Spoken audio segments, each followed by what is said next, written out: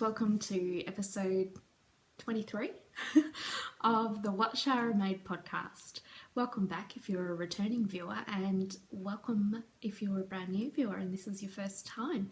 It's going to be a pretty quick episode, I think, because I've still got to pack for my trip to Bendigo for the Australian Sheep and Wool Show. I'm heading off tomorrow really early in the morning, and I haven't packed anything at all yet.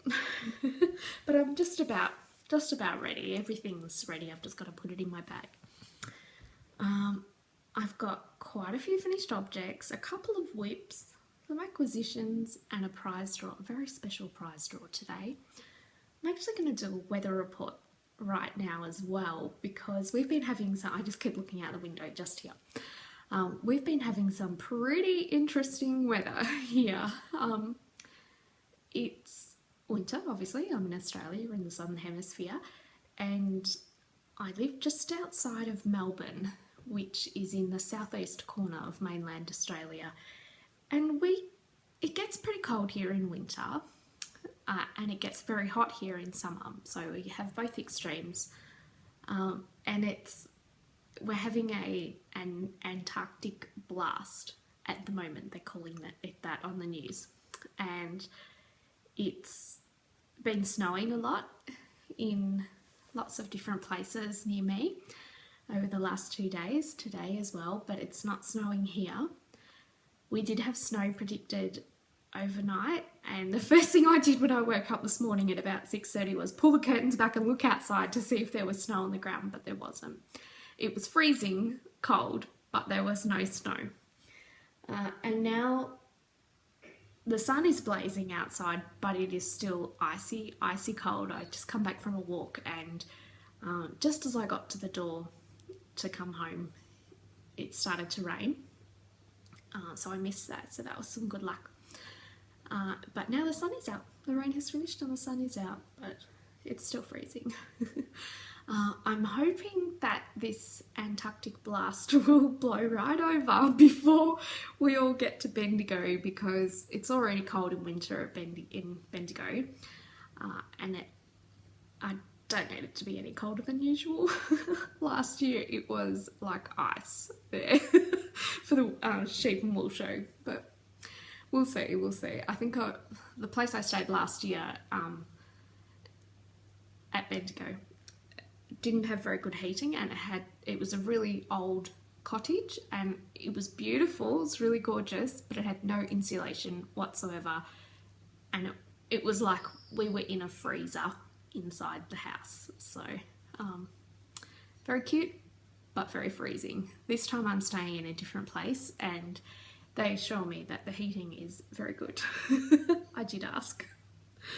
And tea time today, I have got, it doesn't say on the tag, I've got some white tea and strawberry white tea. It's beautiful, one of my favourites. I drink it a lot.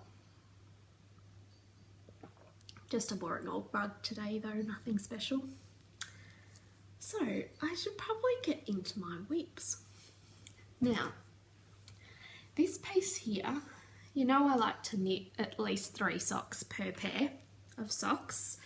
Knit one, undo it, knit another one, undo it, knit another one. That seems to be my routine for knitting one pair of socks. Usually takes at least 3 socks to be knit, never mind.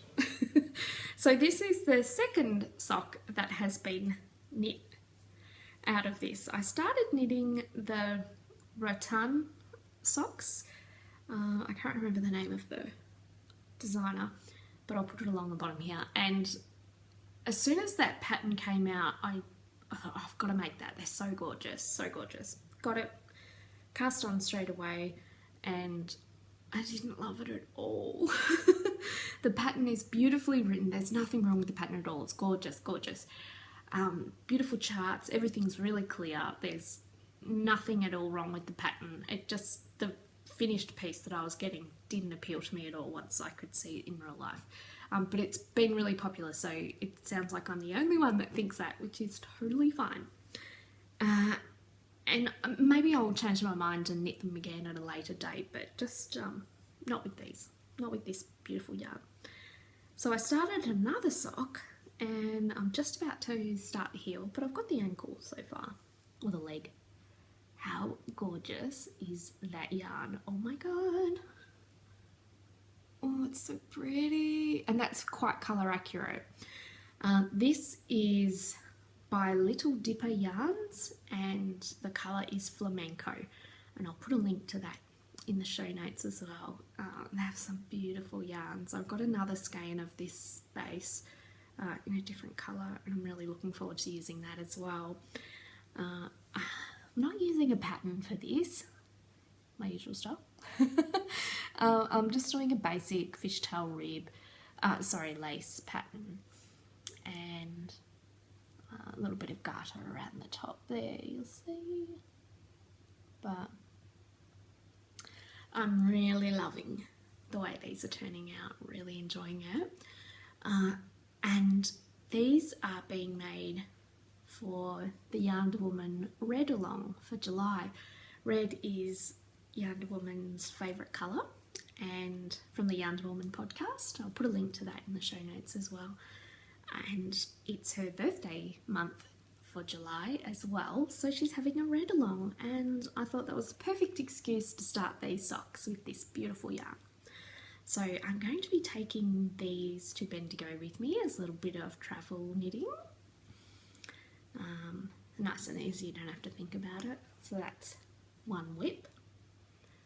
Then my next whip is a bit funny looking at this stage. I wanted a new hat to wear while I was at Bendigo, and I wanted something that was more of a bonnet style, with the theory that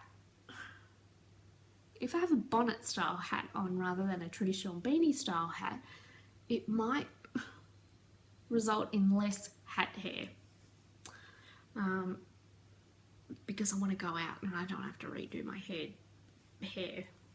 Like, I want to go out in the evenings, and I don't want to have to redo my hair to compensate for funny hat hair. And I've made one bonnet, which is a finished object, you'll see it in a minute. And then I decided I wanted to make another one, and it looks a bit strange, but I'll show you. So it's open here, and it's got that there, but it's like, if I pull it up like that, it looks a bit more bonnety. You can kind of get the idea of what it's going to look like. I just look like a Dutch milkmaid. Never mind. I think after a blocking, I've still got to do the band around there, and then after a blocking, I've got a head blocker, a hat blocker. I think it's going to settle down and be pretty cute, I think. And when I started knitting this pattern, I think it's called the neon ski hat, and I'll put a link to it in the show notes because it's really cool. The hat in the pattern, I've loved it for years, and it's done in a beautiful vibrant yellow colour, and I think that's what made the pattern appeal to me so much initially, but I didn't have any yarn that colour that was the suitable weight to knit this hat, so I went with cream, and I think the cream is quite good. I think it's going to make I think that stitch pattern works really beautifully with the cream colour as well. And in the pattern, the hat has a giant pom-pom on the back and it looks really cute, but I don't have enough yarn to do a pom-pom, I don't think. I'm using some leftover knit picks full of the Andes in the cream colourway. And I've only got, that's all I've got left, and I still got to do the base, the neckband and the little tassels, ties, I don't know what you call them. And if I've got enough left over, I might make a pom-pom for the back because it looks so cute with the pom-pom. But that's what I'm making. The pattern is a free pattern available on Ravelry, and it doesn't have any errors in it, as well.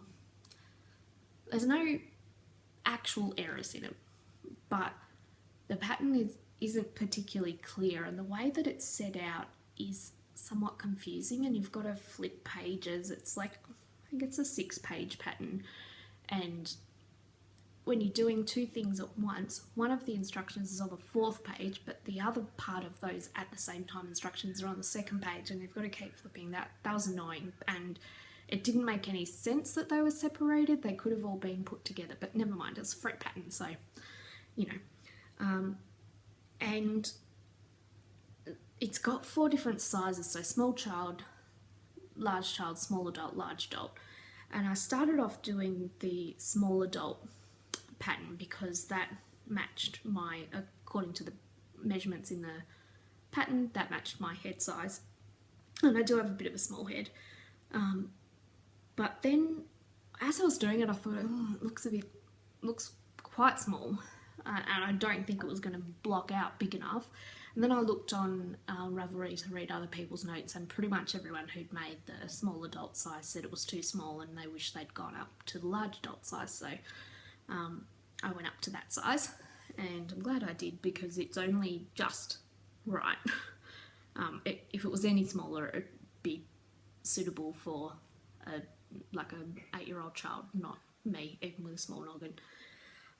And the stitch counts in the pattern don't work with what the instructions are telling you to do, and this stitch pattern here doesn't fit into the stitch count numbers that are listed in the pattern. Whilst you can get around it, obviously, because I've made it, and lots of other people on Ravelry have also successfully made the hat as well. I wouldn't recommend it to a beginner because there's a lot of guessing involved and rearranging and adjusting and things that you've just got to make up yourself because the pattern doesn't match what's actually happening in the pattern sequence. So just keep that in mind if you plan on making it, that that's the case with the pattern, but never mind.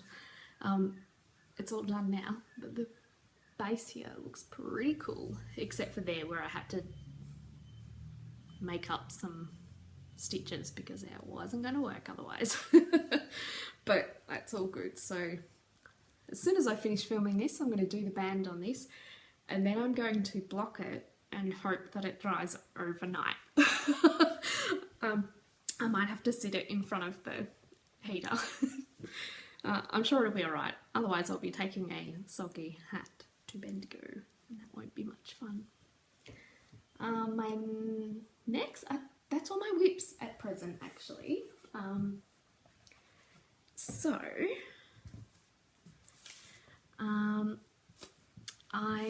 to spill some tea. I might move on to my finished objects. So here is the other Bonnet style hat that I made, and you can get an idea. It's these little leaf tassels, not really ties. I mean, if you really wanted to tie it up, you could tie it up with those leaves, but it's got that at the back.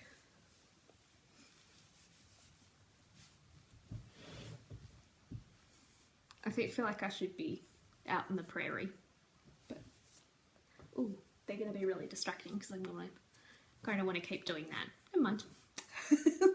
So this is my little Bonnet hat, and it's very warm, and this is also made out of some leftover knit picks full of the Andes as well, which is a worsted weight yarn.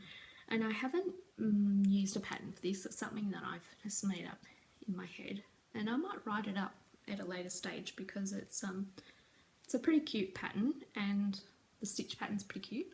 Almost looks a bit polka dot-ish, but if you have a look close up, it's a little bit like flowers. And it's obviously maybe 2 colours, but you only use 1 colour per row. There's a few slip stitches involved, and yeah, but not hard at all. Really easy to keep a track of. So that's that little bonnet as well. This is super warm. I was wearing it around the house the other night when I finished it. And I forgot I was wearing it, and then I was like, man, I am hot. What is going on in here? Someone turn the heater off. And then realised, oh, it's because I'm wearing a hat and I don't normally wear a hat inside. So that's going to do the job to keep me nice and warm. So that's one finished object. The next finished object is my black jumper.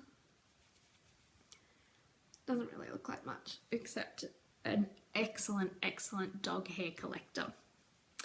Oh my god, it's gonna take me hours to de-dog hair this jumper before I can actually wear it in public.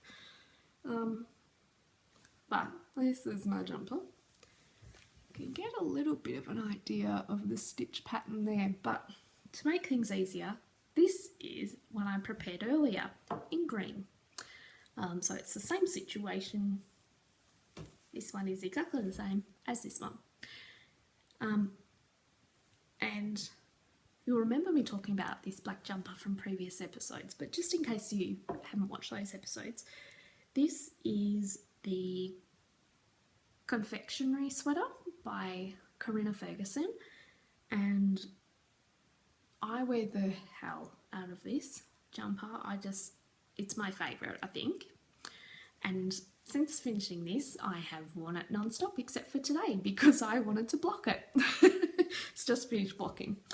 And I think today is the first day I haven't worn it since I finished it about 2 weeks ago. So that's a good sign. This one appears to, even though I knit the same size as this one is way bigger. I've used the exact same yarn, same needles, same size, much bigger.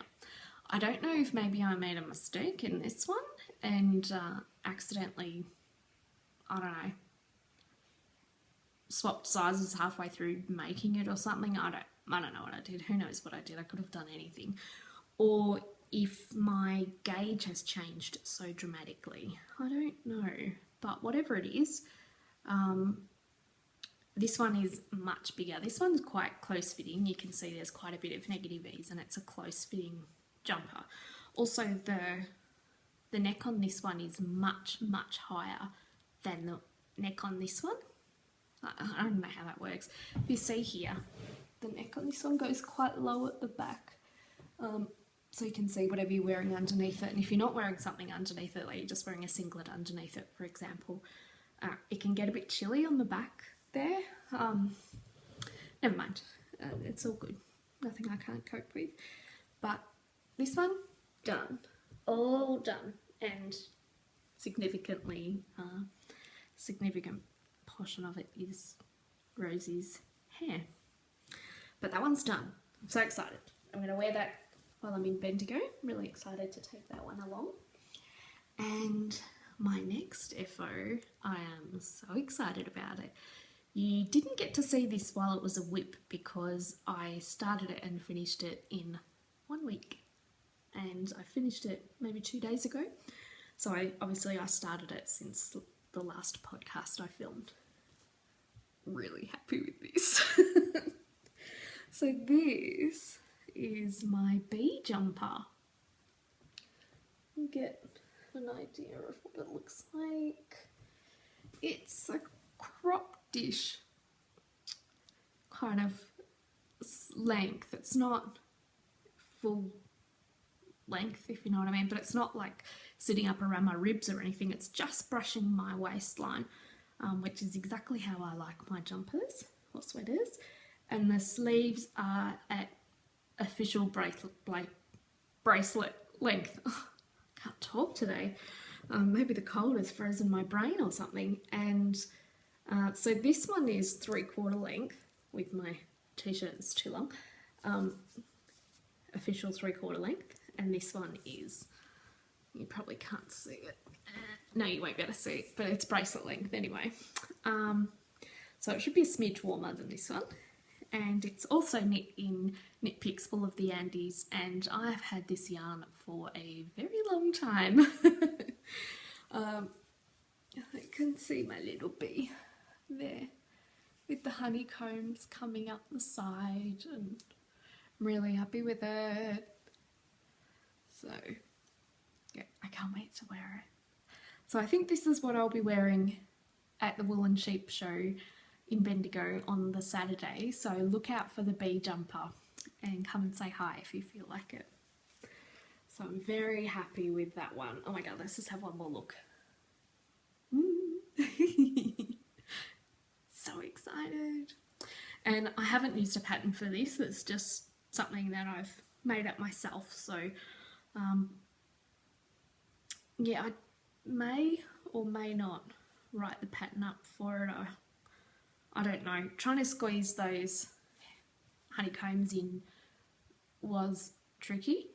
And I think with different sizes of it might be really, really tricky trying to squeeze it in, but we'll see. We'll see. So that's that finished object. And I think that's all my finished objects at the moment. I'm pretty impressed with that though. Like that's good finished object progression for me. And now I'm going to do some acquisitions, show some acquisitions. And I don't often do this, but I went on a trip into my state's capital city with, so that's Melbourne, with my mum last week, and we had a few different things that we needed to do, and one of the things just happened to be right near the Yarn & Co yarn shop in Fitzroy. Collingwood, Fitzroy, it's on Smith Street, sort of on the border between Fitzroy and Collingwood. I would call it Collingwood, but their address officially says Fitzroy, so what do I know? And they sell lots of beautiful different yarns. It's quite it's a very small shop actually, but they have a decent range considering the tiny size of the shop. And they sell Quince & Co yarns, and this is the Finch, which is 100% American wool, and it's a fingering weight, and it's so squishy and soft. It's beautiful. And this is called Malbec, the colour. Now, you might remember in some earlier episodes, I declared my dislike of the colour maroon, or maroon, however you like to say it. And this is the exact colour that I hate. Or do I? Since declaring that I don't like this colour, I have been obsessed with this colour. I have, since that time, purchased a blouse in this colour. I have purchased some socks in this colour. I have purchased 2 different yarns in this colour. This is one of them. And I have strongly considered buying a pair of shoes in this colour. So obviously, I don't really hate this colour at all. I love it. And it sort of looks quite good on me as well. And it looks awesome with green, and I wear a lot of green. So, looks like I don't hate maroon anymore. So that's a gorgeous, gorgeous colour. And I'm thinking I might knit myself some fingerless gloves in it. It's beautiful. Oh, love it. Love it, love it. And my other acquisition from Yarn & Co is some hedgehog fibres. Now, I'm pretty sure, I'm happy to be corrected on this, but I'm pretty sure that Yarn & Co is the only place in Australia, and it's definitely the only place in Victoria, that stocks hedgehog yarns. And I've tried to buy hedgehog fibres yarn online on multiple occasions, and it's always been sold out, or they've only had colours left that I know I won't use. But it's usually just entirely sold out and I can never get any. And it's also really expensive, and really expensive for the shipping to get it here as well. And it makes ends up being about $60 for a skein of yarn, and that's just crazy. It would literally have to be made out of unicorns for me to pay that much for one skein of yarn. And this is the one that I got. So pretty. Look at it. Oh my god. I love it. And I didn't do this deliberately, but when I saw these two together, I was like, ooh. And now I think I want to go back and get another skein of this and make these two into a shawl. I'm thinking about putting these two and one other colour, and maybe making another doodler or making another exploration station, because I love knitting that thing. But seriously, I know it looks so cute with this jumper. See, all signs are pointing to yes. So that's my acquisitions. Now, drum roll.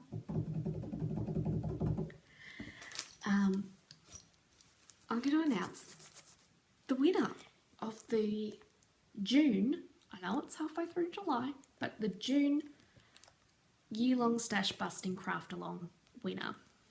And I won't open this, but you all know what is in here because I showed it in the last episode. It's full of treasures, and this gorgeous bag from Herb's Black Creationin, who I believe is Herb's Black Regina on Instagram, and Ravelry as well.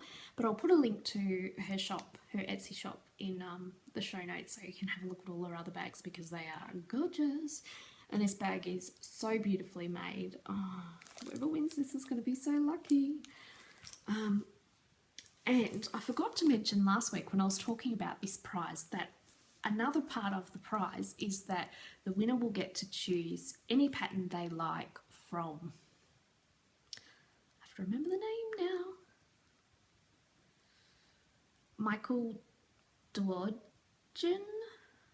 Apologies, Michael, if I just totally ruined your name there. And he has got some amazing designs. Like, if you really want to, he's got some simple designs, but he's also got some extra special, challenging, advanced designs that are just mind-blowing. He's got one shawl in particular that I'm strongly considering making. It's a double knit shawl, and it's just, oh my god, it's so gorgeous.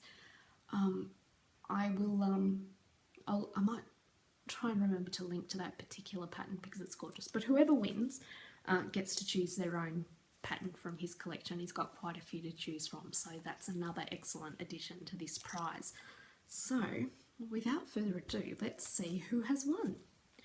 I'm going to use a random number generator to choose the winner, and in that thread, I choose a winner randomly from the FO thread. So anyone who's entered any FO into that thread in since the beginning of the year is eligible to win a prize all throughout the year. And once a month I draw a winner using a random number generator. And in that thread I've got a total of 247 posts so far, which is amazing. Excuse me.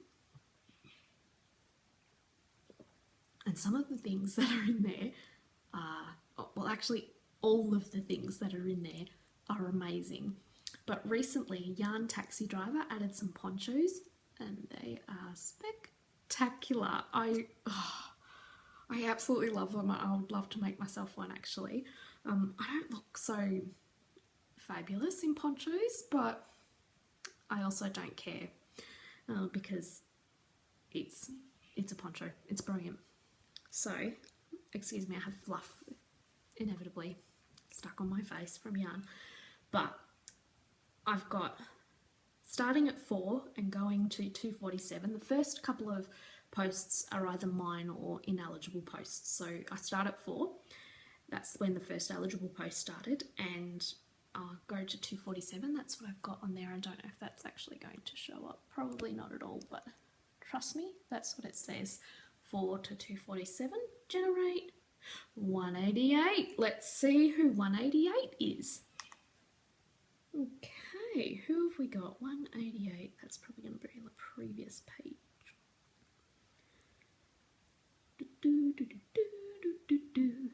Here we go. Ooh, ooh. Who's it gonna be? You are so lucky, young lady. Tokyo City girl, Jacqueline, hello. This is the second time she has won, and it's a different FO post, so she's eligible to win the prize. How lucky are you? So this gorgeous bag full of treasures is on its way to you, and you can also pick a pattern from the Apteno Knits, which is Michael Dworgen's Ravelry name, his design label. You can pick a pattern from there as well. Let me know which one you like, and I'll let Michael know. I think that's how it's going to work. Maybe you can contact Michael. No, I'll contact Michael. So this is going to be on its way to you. I'm pretty sure I've already got your address, Jacqueline, but if you want to just send me a direct message here on Ravelry, I will make sure that you do. Congratulations, your socks are gorgeous. And these are socks that she's made for her daughter, who will be spending the summer as a camp counsellor. And she bought the yarn in Canada when they were visiting family, and these are the gorgeous socks. Let me see. Oh my god, they're really cool. Really, really cool. Tokyo City girl. Oh, is that gonna... It's sort of blowing out a little bit, but they're pretty groovy socks. Congratulations, Jacqueline, that's fantastic. So exciting. Now, I think that is everything I've got to cover. I told you this would be a short one, but I'm going to do a little bit of filming while I'm in Bendigo for the Australian Sheep and Wool Show. I'm going to try and do a little bit of filming at the Bendigo Wool Mill, Woolen Mills, in the infamous back room, because they don't always have that open. And I think, like, you can buy the yarn online. They have a great website that's really easy to use, and they have most of their stock on there, but they do have a few little special things in the back room that aren't available online. So I'll give you a little peek into that world, if it's okay with them if I film in there. I'll ask before I do. And I'll definitely take some footage at the show. It's quite a big show. Especially for Australia. We don't have a lot of giant shows, and this is definitely the biggest one in all of Australia, but also in the Southern Hemisphere actually. And last year, I don't know if this number is accurate, but this is what I've been told. Happy to be corrected on this, but I'm pretty confident that it's right. They had about 35,000 people over the weekend of the show, and that's huge for any event in Australia. Our population's not that big, and we're all really spread out, so that's a great turnout. And every year they're getting more and more people coming, and it's getting more and more popular, which is just fantastic. It's really great. I'm looking forward to all the yarn, of course, but I'm looking forward to seeing all the different types of sheep, and maybe padding some if they want to be padded. I really like sheep. Like, oh, they're so cute. I used to have a pet goat not that long ago, or maybe 10 years ago, and he was just the most beautiful, beautiful animal. His name was Xylee, and he was an Angora cross. I want to say Nubian, but that is not correct. Anyway, he was an Angora goat cross with something else. And he was little and he was adorable, had curly hair. And when I had him, it was when I lived in the city, which sounds strange, but we lived in a city and we lived in an old part of the city, and it was a really old, really cool house. We were just renting, and it was on a big double block, and the house was on the first half, and then we had this gigantic backyard, which was pretty unusual in the city. And everyone always whinged about who's going to mow the lawn and everything. And one of the people I was living with his dad had a goat farm, and his dad said to us one day, "Do you want a goat to keep the grass down?" And we were all like, "Yes, of course we want a goat." And one day I came home from work and there was a baby goat in my backyard, and I couldn't have been more thrilled. And he had a large yard, all contained, and there were no poisonous plants, poisonous to goats, in the backyard, and it was a very safe, very nice little, quite big area for him. And he had his own little house there, because it was an old house. It had lots of quite solid outbuildings, lots of sheds and things like that were really warm and dry, and they were a perfect place for a little goat. And of course I made him a very luxurious bed, which he didn't eat, which was amazing because, as you know, goats will eat anything. So you do have to be quite careful with anything that you have near a goat, because they will eat almost anything. So you do have to be quite particular. And this is pretty horrible, but one of our moron neighbours, when we lived there, used to chuck his cigarette butts over our fence. I think he thought it was funny. He was an idiot, obviously, and the goat was obsessed with them, and he would eat them like it was candy. And so we had to be really vigilant about picking up any cigarette butts, because obviously you don't want anything or anyone eating a cigarette butt. So that was pretty horrible. But eventually that loser moved out from next door and we didn't have to worry about it anymore. But beautiful, beautiful goat. I used to walk him around on a lead like a dog, because we'd go and visit other gardens and have a little nibble. He would have a little nibble, not me. I wasn't eating people's gardens on the way through. And he was really well trained. He would sit at the side of the road, just like you get your dog to sit down before you cross the road. And I taught him lots of tricks, like to jump through a hula hoop and things like that. They were all little tricks, nothing that could hurt him or distress him. He thought it was very fun, actually. He really enjoyed it. And I would take him we had a big dog park near where we lived, where everyone walked their dogs, and I would take him up there and he would run around with the dogs. And most of the dogs were totally fine. They're just like, that dog's got horns. And he would run around with them and chase balls and stuff. It was pretty cool. But the funniest thing was that people would stop me on the street, of course, because I was walking a goat, and ask me what kind of dog it was.